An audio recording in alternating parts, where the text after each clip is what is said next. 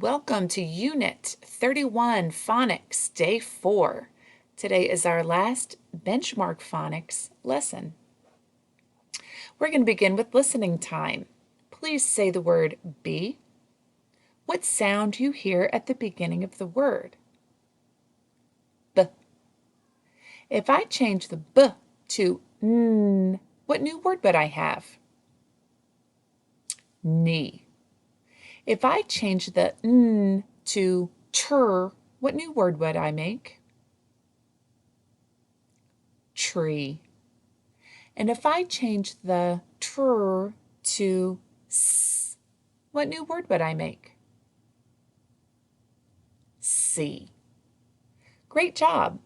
Let's do another one of those. Say the word clock. What sound do you hear at the beginning of the word clock? Cl. If I change the cl to d, what new word would I have? Dock. And if I change the d to n, what new word would I have? Knock. And if I change the n to st, what new word would I make? Stock. Okay, great job. Let's move on to sounding out our words. Arms up. Okay, sound out this word with me. N, a, t, not.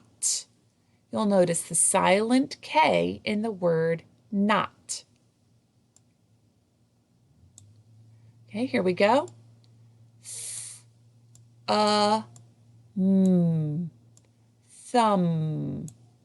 There's a silent B at the end of the word thumb. Okay, arms up. Our next word, ist. Wrist. And there is a silent W in the beginning of the word wrist.